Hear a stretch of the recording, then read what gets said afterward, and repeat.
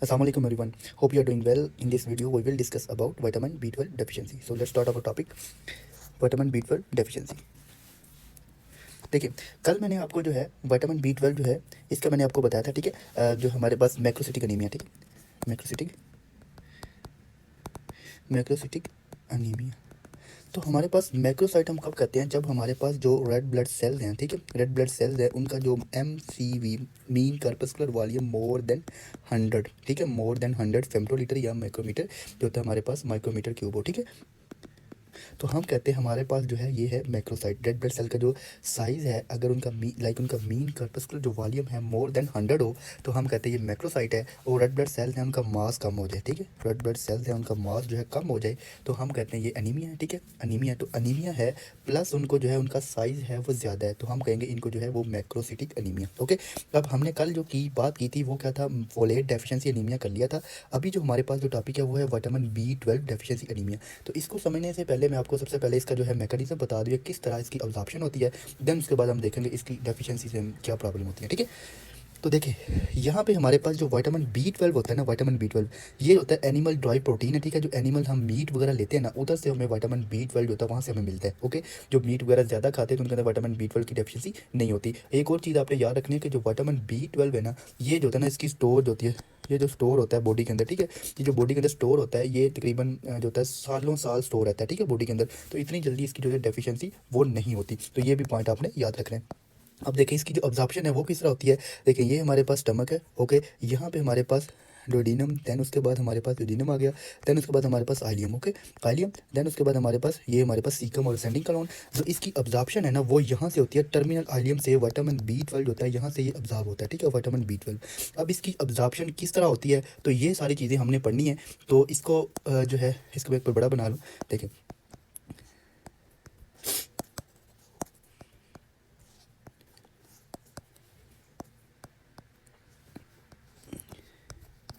ठीक है, इसको जो है मैं आपको देखें, जो विटामिन B12 है ना, जब हम इसको जब हम कोई भी चीज़ लाइक न्यूट्रिएंट वगैरह ले रहे होते हैं, लाइक हमने मीट लिया, तो यहाँ से जब हमारे पास मीट आता है तो उसके जो सलाइवरी ग्लैंड होते हैं ना वो आर बाइंडर को रिलीज़ करते हैं, ठीक है। आर बाइंडर होता है वो B12 होता है, ठीक है, B12 के साथ आके मिलते हैं और ये कम्प्लेक्स बना देते हैं B12 आर बाइंडर का, और ये यहाँ से आ जाते हैं हमारे पास आ जाता है B12, ठीक है, विटामिन जो होता है B12 आर बाइंडर का कम्प्लेक्स आता है, यहाँ पे स्टमक में आ जाता है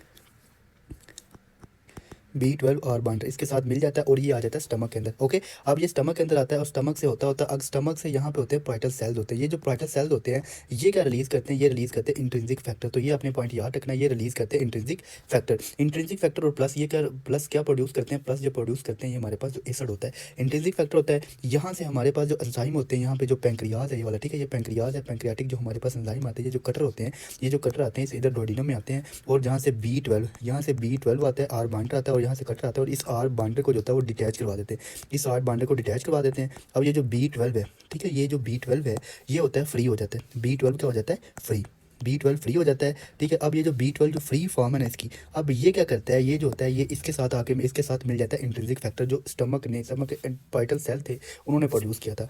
ये हमारे पास B12 है, ठीक है, B12 के साथ आके मिल जाता है इंट्रिंसिक फैक्टर। अब ये जो इंट्रिंसिक फैक्टर है ये होता जाता है आगे, यहाँ पे जो टर्मिनल आलियम होती है ना, टर्मिनल आलियम से जो होता है इंट्रिंसिक फैक्टर के साथ मिल के जो होता है ये अब्जॉर्ब हो जाता है, ब्लड के अंदर आ जाता है हमारे पास विटामिन B12। तो ये अपने पॉइंट याद रखना है, यहाँ पे आ गया विटामिन B12, ठीक है, विटामिन B12 और इंट्रिंसिक फैक्टर के साथ मिलके।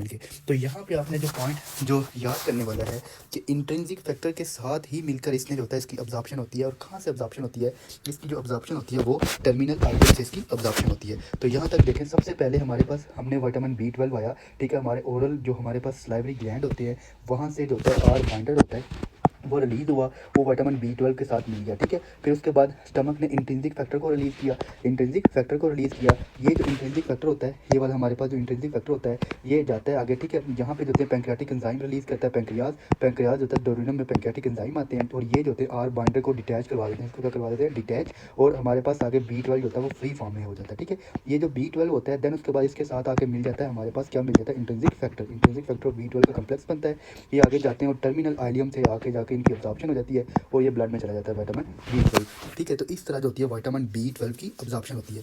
देखिए अब अगर हम बात करें कि विटामिन B12 की डेफिशिएंसी वो किन किन कंडीशन में हो सकती है, तो सबसे पहले देखें कि यहाँ पे अगर फॉर एग्जांपल किसी की जो होती है हमारे पास एक ट्रॉफी हो जाए। एक तो ये पॉइंट आपने याद रखना है कि यहाँ पे अगर क्रोनिक गैस्ट्राइटिस था तो उसको जो होती है ये ट्रॉफी हो जाएगा होगी, ठीक है, गैस्ट्रिक जो ग्लैंड हो गए उनकी ये ट्रॉफी हो जाए, तो एक ये रिस्क फैक्टर हो सकता है। दूसरा ये हो सकता है कि जो हमारे पास इंट्रिंसिक फैक्टर ये जो हमारे पास रिलीज हुआ था इसके अगेंस्ट होती है एंटीबॉडीज़ बन जाए, एंटीबॉडी अगेंस्ट इंट्रिंसिक फैक्टर। तो इंट्रिंसिक फैक्टर के अगेंस्ट होती है वो एंटीबॉडीज़ बन जाए, तो ये भी एक हो सकती है काज कि जब इंट्रिंसिक फैक्टर नहीं इसके जो अगेंस्ट एंटीबॉडीज़ बन गई हैं तो अब जो होगा ये इसको डिस्ट्रॉय करवा देंगे, इंट्रिंसिक फैक्टर कम होगा।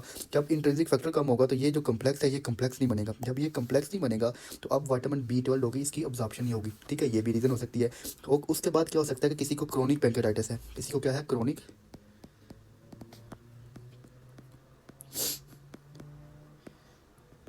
कि पैंक्रियाटाइटिस है, क्रोनिक पैंक्रियाटाइटिस है, तो अब उस कंडीशन में क्या होगा, उस कंडीशन में पैंक्रियाटिक एंजाइम रिलीज नहीं होंगे। जब पैंक्रियाटिक एंजाइम नहीं होंगे तो वो आर बाइंडर को, ये जो आर बाइंडर है इसको डिटैच नहीं करेंगे, ठीक है, आर बाइंडर डिटैच नहीं होगा तो विटामिन B12 होगा वो आर बाइंडर के साथ मिला रहेगा और इंट्रिंसिक फैक्टर उसके साथ आके नहीं लगेगा। जब तक आर बाइंडर डिटैच नहीं होगा तो इंट्रिंसिक फैक्टर उसके साथ आके अटैच नहीं हो सकता, इंट्रिंसिक फैक्टर नहीं लगेगा तो फिर इसकी अब्जॉर्प्शन जो होगी वो नहीं होगी, ठीक है। तो ये भी पॉइंट हो गया हमारे पास, हो गया यहाँ तो एंटीबॉडी हो, जहाँ हमारे पास स्टमक होगा उसकी ये ट्रॉफी होगी है, ठीक है, ये हो सकता है। या उसके बाद हो सकता है किसी की हमने गेस्ट्रेक्टमी करवा दिया, ठीक है, गेस्ट्रेक्टमी करवा दी, स्टमक रिमूव कर दिया, ठीक है, स्टमक का जो होता है हमारे पास मेजर पार्ट जो रिमूव कर दिया, फॉर एग्जांपल हमने जो होती है उसकी गेस्ट्रेक्टमी करवाई है, सब टोटल करवा दिया है, तो अब जो होंगे इंट्रिंसिक फैक्टर होगी उसकी प्रोडक्शन कम हो गई है, जब प्रोडक्शन नहीं हो रही, पार्टल सेल नहीं है, तो उससे भी क्या हो सकता है विटामिन B12 होगी उसकी अब्जॉर्प्शन नहीं होगी। तो अब देखें गेस्ट्रेक्टमी, ठीक है, ये काज होगी, एंटीबॉडीज अगेंस्ट इंट्रिंसिक फैक्टर होगी, क्रोनिक पैंक्रेटाइटिस हो गया, ये जो कंडीशन होती है इनमें जो होता है विटामिन B12 होता है उसकी अब्जॉर्प्शन नहीं होती।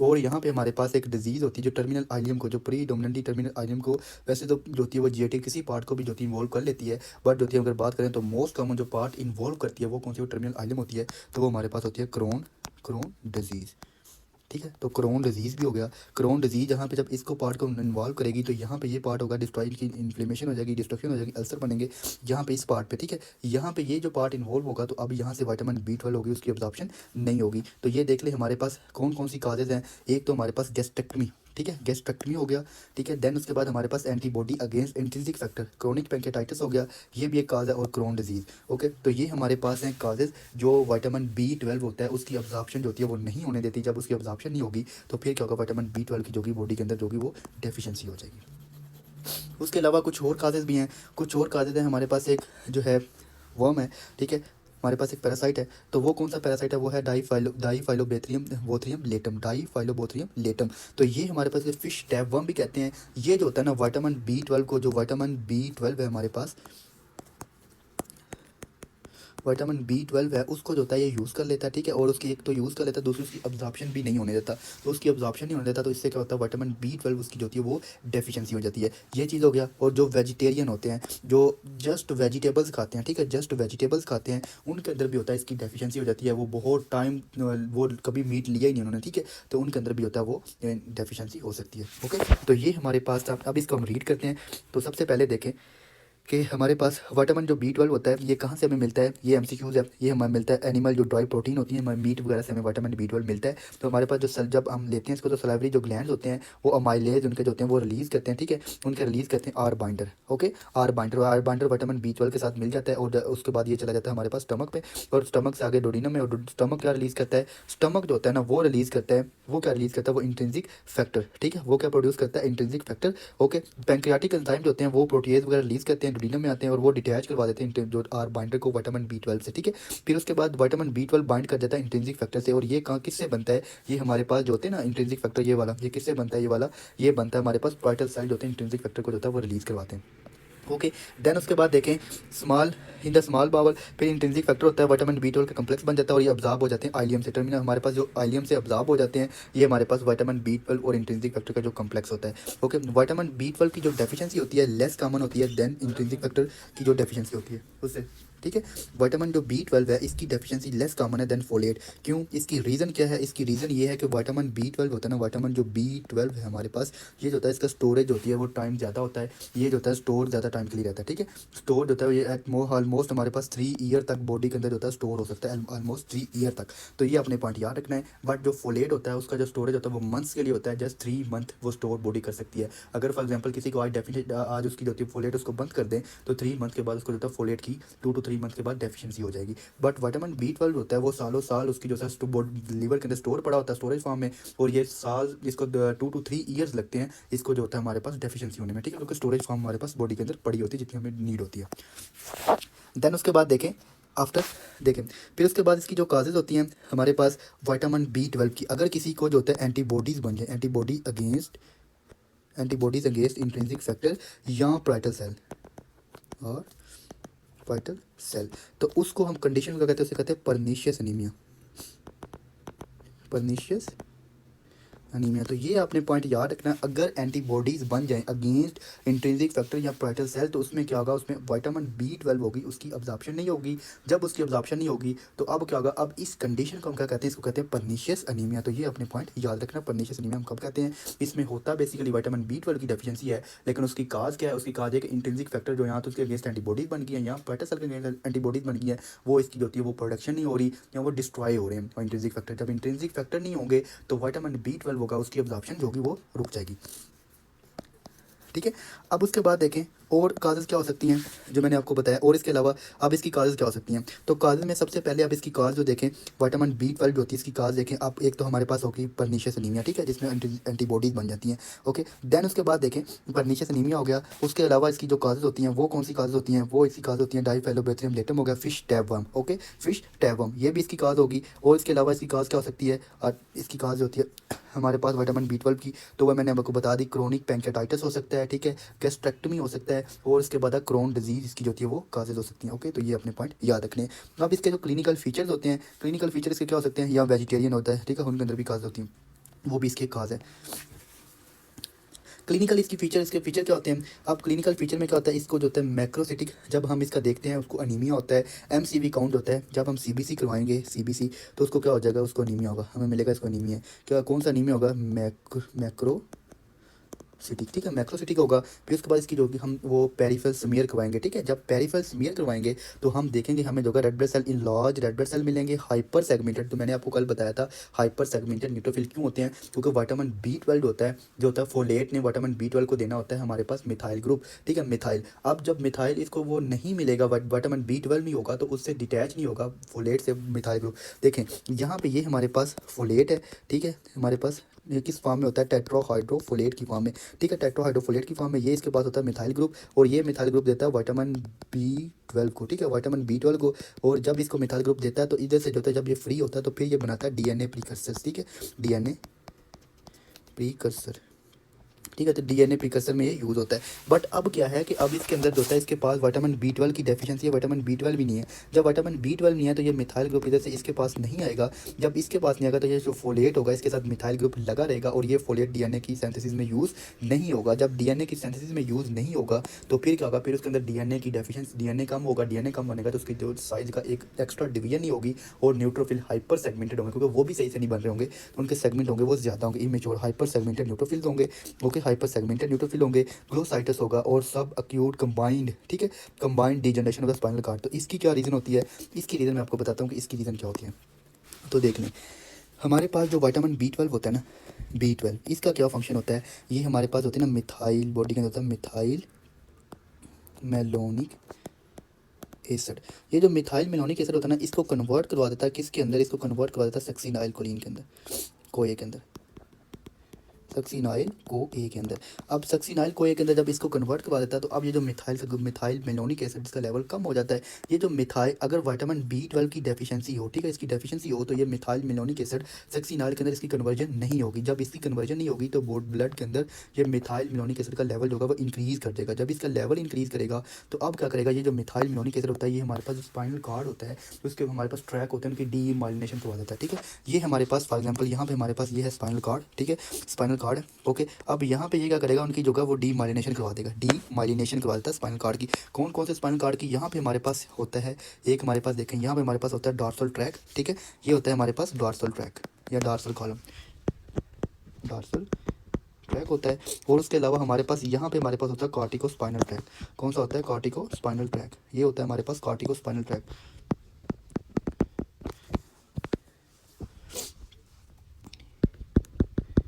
कॉर्टिको स्पाइनल ट्रैक, तो ये हमारे पास जो कॉर्टिको स्पाइनल ट्रैक होता है ये मोटर ट्रैक होता है। ये जो डॉर्सल ट्रैक होता है ये हमारे पास सेंसरी ट्रैक होता है, ठीक है, सेंसरी ट्रैक होता है। एक और ट्रैक होता है हमारे पास यहाँ पे होता है स्पाइनो सेरिबेलर, ठीक है, इसको कहते हैं स्पाइनो सेरिबेलर, सेरिबेलर नॉट बैरल, ठीक है, स्पाइनो सेरिबेलर, ठीक है, स्पाइनो सेरिबेलर, ठीक है। जो सेरिबेलम होता है ना उसके अंदर जाता है, ठीक है, स्पाइनो सेरिबेलर ट्रैक होता है। ओके, स्पाइनो सेरिबल ट्रैक होता है। ये जो होते हैं ये तीन ट्रैक जो होते हैं इनके जो फाइबर्स होते हैं उनकी डीमाइलिनेशन करवा देता है। जब उनकी डीमाइलिनेशन करवा देता है तो इनकी जो है लीजन हो जाती है। अब इनसे जो होता है हमारे पास जो भी सिग्नल होंगे तो वो सही से पास नहीं करेंगे। तो जब हमारे पास जो डॉर्सल ट्रैक होता है इसका क्या फंक्शन होता है, ये किस लिए होता है, ये होता है डॉर्सल ट्रैक होता है, ये सेंसरी ट्रैक है ना, तो ये होता है हमारे पास वाइब्रेशन और प्रोप्रियोसेप्शन के लिए, वाइब्रेशन और किसके लिए, प्रोप्रियोसेप्शन के लिए। ओके, अब जो कॉर्टिको स्पाइनल ट्रैक होता है ये मोटर ट्रैक है, तो ये मोटर ट्रैक है, तो जब इसकी लीजन हो जाएगी तो अब क्या होगा, अब जो होगा उनकी जो होगी वो अपर मोटर न्यूरॉन लीजन होगी, ठीक है, अपर मोटर न्यूरॉन लीजन होगी। Okay, upper motor neuron lesion होगी। जो स्पाइनो सेरिबल ट्रैक होता है ये हमारे पास जो होता है बैलेंस को कंट्रोल करता है, ठीक है, बैलेंस को कंट्रोल करता है, बैलेंस को कंट्रोल करता है। अब होता क्या है कि जब ये जो तीनों ट्रैक हैं ये जो इनका जो होता है डिफेक्ट होता है, ये तीनों ट्रैक होते हैं इनकी लीजन हो जाती है, इनकी डीमाइलिनेशन हो जाती है, तो अब क्या होता है, अब उस बंदे को जो होगा वाइब्रेशन, लॉस ऑफ वाइब्रेशन होगी, ठीक है, उसकी जो होगी लॉस ऑफ वाइब्रेशन होगी, प्रोप्रियोसेप्शन होगी, ठीक है। प्रोप्रियोसेप्शन से क्या मुराद होती है कि एक बंदा है उसको वो स्टैंड खड़ा हुआ है, तो अगर उसकी आईज़ जो है वो ओपन है, फॉर एग्जांपल ये पर्सन है, ठीक है, इसकी जो आईज़ हैं वो ओपन है, ठीक है, इसकी जो आईज़ हैं वो ओपन है, तो आईज़ ओपन है तो ये अपने बैलेंस को कंट्रोल कर पाएगा। जब इसकी आईज़ होंगी वो क्लोज हो जाएंगी तो इसकी जो बैलेंस होगा, इसकी जो बैलेंस होगा वो उसको बैलेंस नहीं कर पाएगा। क्यों, क्योंकि प्रोप्रियोसेप्शन जो होता है हमारे में बताता है कि जॉइंट की लोकेशन क्या है, तो जैसे ही वो आईज़ को क्लोज करेगा तो वो अपनी लोकेशन जो होगा वो नहीं उसको रिकग्नाइज कर पाएगा, तो वो गिर जाएगा, ठीक है। तो ये होता है प्रोप्रियोसेप्शन, होता है जॉइंट की जो लोकेशन होती है उनको जो होता है लाइक हमारे पास उसको रिकग्नाइज करता है, ठीक है। तो जॉइंट की लोकेशन जो होगा उसको जब वो आइज क्लोज करेगा तो उसकी जो होगी वो उनको रिकग्नाइज कर नहीं पाएगा, तो वो गिर जाएगा, ठीक है। तो ये अपने याद रखना, प्रोप्रियोसेप्शन, वाइब्रेशन लॉस हो जाएगी, कॉर्टिको स्पाइनल ट्रैक जाएगा तो अपर मोटर न्यूरॉन लीजन होगी। जब भी अपर मोटर न्यूरॉन लीजन होती है ना, अपर मोटर न्यूरॉन लीजन होती है तो फिर क्या होता है, फिर जो होती है उनकी जो होती है उनकी रिफ्लेक्सेस जो होते हैं इंक्रीज हो जाते हैं, स्पास्टिक पैरालाइज होता है, ठीक है, स्पास्टिक पैरालाइज होता है। तो स्पास्टिक पैरालाइज से क्या मुराद होता है कि जब भी उसकी जो होती है ना हमारे पास जो अपर मोटर न्यूरॉन होते हैं ये हमारे पास कंट्रोल करते हैं, जो हम इंपल्सेस आ रही होती हैं उनको इनहिबिट करवाते हैं, ठीक है। जब ये अपर मोटर न्यूरॉन लीजन हो जाएगी तो इंपल्सेस होंगे उनको इनहिबिट नहीं करेगा तो वो ज़्यादा आगे जाएंगे, जब वो ज़्यादा जाएंगे तो मसल के अंदर स्पाज्म आएगा, उसे कहते हैं स्पास्टिक पैरालाइज हो जाएगा, और उनकी जो रिफ्लेक्सेस होंगी वो इंक्रीज हो जाएंगी, ठीक है। तो ये तो बड़ा न्यूरो का टॉपिक है तो उसमें हम करेंगे, तो ये आपने जाना था देख लेना, उसके अंदर स्पास्टिक पैरालाइज होगा, रिफ्लेक्सेस होंगी उसकी वो इंक्रीज हो जाएंगी। अब जो कि स्पाइनो सेरिब्रल ट्रैक एक बैलेंस को कर रहा था कंट्रोल, तो अब बैलेंस कंट्रोल नहीं कर पाएगा तो उसको एटैक्सिया हो जाएगा, उसको क्या हो जाएगा, एटैक्सिया, ठीक है। तो अब देखें जो हमारे पास जो हमने पढ़ा है अभी इसके अंदर जो था कि एक सब अक्यूट कंबाइंड डिजनरेशन, सब अक्यूट कंबाइंड डिजनरेशन से क्या मुराद है कि उसकी जो होंगी ये तीनों ट्रैक की लीजन होने की वजह से उसके अंदर क्या इशू आएंगे, उसके अंदर जो होगी वाइब्रेशन लॉस हो जाएगी, प्रोप्रियोसेप्शन लॉस हो जाएगी, अपर मोटर न्यूरॉन लीजन आएगा और उसका जो होगा उसको एटैक्सिया होगा, ठीक है। तो इसे कहते हैं सब acute combined degeneration of the spinal cord. तो ये आपने तीन ट्रैक याद रखने, हमारे पास कौन सा ट्रैक है, एक तो हमारे पास ट्रैक जाता है डॉर्सल ट्रैक होता है, उसके बाद कॉर्टिको स्पाइनल ट्रैक होता है, ये मोटर ट्रैक होता है, डॉर्सल ट्रैक हमारे पास जो होता है ये सेंसरी है, वो स्पाइनो सेरिबेलर ट्रैक होता है, ये भी हमारे पास सेंसरी होता है। तो इनकी लीजन होने की वजह से उसको जो होते हैं वो जो होती है सारी प्रॉब्लम आ रही होती है, वाइब्रेशन लॉस होती है, proprioception, upper motor neuron lesion और उसको एटैक्सिया होता है, ठीक है। तो ये था हमारे पास, इसकी जो होती है क्यों होता है, क्योंकि हमारे जो मिथाइल मेलोनिक एसिड इसका लेवल बढ़ जाता है तो ये जो होता है डीमाइलिनेशन करवा देता है। अब विटामिन B12 देखें, vitamin B12 increase level methylmalonic acid which impair the spinal cord myelination. Okay, damage result in poor proprioception ही होगी, वाइब्रेशन लॉस हो जाएगी, और उसके अलावा स्पास्टिक जिसका उसको पैरेसिस आएंगे लेटरल कॉर्टिको स्पाइनल ट्रैक की वजह से, ठीक है, लेटरल कॉर्टिको स्पाइनल ट्रैक की वजह से। ओके, तो उसके बाद जो होता है हमारे पास ये कॉर्टिको स्पाइनल ट्रैक ये मोटर होता है और हमारे पास स्पाइनो सेरिब्रल ट्रैक जाकर उसको एटैक्सिया होगा, ठीक है। तो तो ये भी आपने पॉइंट याद रखना है। जब हम उनकी लेबॉरेटरी करवाएंगे तो हमें क्या मिलेगा, उनको मैक्रोसिटिक एनीमिया मिल गया, ठीक है। फिर हम देखेंगे विटामिन B12 का लेवल होगा उनका कम होगा, ओके। लेबॉरेटरी फाइंडिंग में विटामिन B12 होगा, उसका लेवल होगा वो कम होगा। उसके बाद हम देखेंगे होमोसिस्टीन, आपने एक पॉइंट याद रखना है, होमोसिस्टीन दोनों के अंदर इंक्रीज करता है। तो आपने जो इससे पहले वाली वीडियो वो लाजमी देखनी है ताकि आपका कंसेप्ट क्लियर हो जाए, ठीक है, मैक्रोसिटिक एनीमिया का। तो होमोसिस्टीन का लेवल दोनों फोलेट के अंदर भी और विटामिन B12 के अंदर भी रेज किया होता है। बट जो हमारे पास मिथाइल मिनोनिक एसिड होता है वो जस्ट हमारे पास विटामिन B12 के अंदर रेज करता है, ठीक है। ये किसके अंदर रेज करता है, रेज होता है विटामिन B12 के अंदर। तो ये आपने पॉइंट याद रखना है, मिथाइल मिनोनिक एसिड वाला, ओके। देन उसके बाद देखें हमारे पास विटामिन B12 जो होता है इसका लेवल कम हुआ होगा, ठीक है, और होमोसिस्टीन का लेवल इंक्रीज़ किया होगा, मिथाइल मिनोनिक एसिड होगा, मैक्रोसिटिक एनीमिया होगा। तो ये हमें फाइंडिंग मिलती है। तो बाकी जो है हम नेक्स्ट हमारा टॉपिक होगा नॉर्मोसिटिक एनीमिया, तो वो हम नेक्स्ट वीडियो में करेंगे।